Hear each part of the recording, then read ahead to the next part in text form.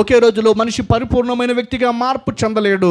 ఒకే వ్యక్తి ఒకే రోజు పరిపూర్ణమైన వ్యక్తిగా మలసబడలేడు. ఒక కాయ అది పండుగ మారటానికి కొంత సమయం పడుతుంది.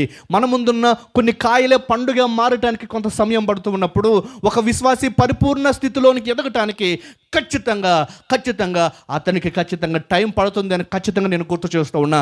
ఒక రాత్రికి రాత్రి ప్రపంచంలో ఏ సిద్ధాంతకర్తలు పుట్టలేదు. రాత్రికి రాత్రి ఒక ఫిలాసఫర్స్ ఈ ప్రపంచంలో పుట్టలేదు. సోక్రటీస్ కానీ, అరిస్టాటిల్ కానీ, ప్లేటో లాంటి వారు కానీ, ఈ ప్రపంచంలో నోబెల్ ప్రైజ్ పొందిన ఎంతోమంది ఒక రాత్రి పుట్టుకురాలే. వారు ప్రపంచానికి తమదైన సాహిత్యాన్ని, సిద్ధాంతాన్ని ప్రకటించడంలో నిద్రలు కోల్పోయిన రాత్రులు ఎన్నో గడిపారు. కనుకనే ప్రపంచం వాళ్ళని గనులు అని గుర్తించింది. అలాగే నీ వ్యక్తిత్వ ఆధ్యాత్మిక జీవితంలో ఎదగటానికి ఒక రాత్రికి రాత్రి సరిపోదు. నిదానంగా ఆ దశను నిదానంగా ప్రారంభించి పరిపూర్ణత వెంబడి పరిపూర్ణత పొంది చివరికి పరిపూర్ణ సిద్ధి పొంది మహిమలో ప్రవేశించేంత వరకు వ్యక్తి ఆధ్యాత్మికంగా ప్రతినిత్యము ఎదగాలి అనే సందర్భాన్ని నేను గుర్తు చేస్తూ ఉన్నా. సో వాక్యం పట్ల ఆ ఆసక్తిని కలిగి ఉండటానికి ప్రయత్నించేద్దాం. రెండవదిగా ఆ సంఘం ఎలాంటి లక్షణాన్ని కలిగి ఉందో లేఖనములో నుండి మనం విందాం.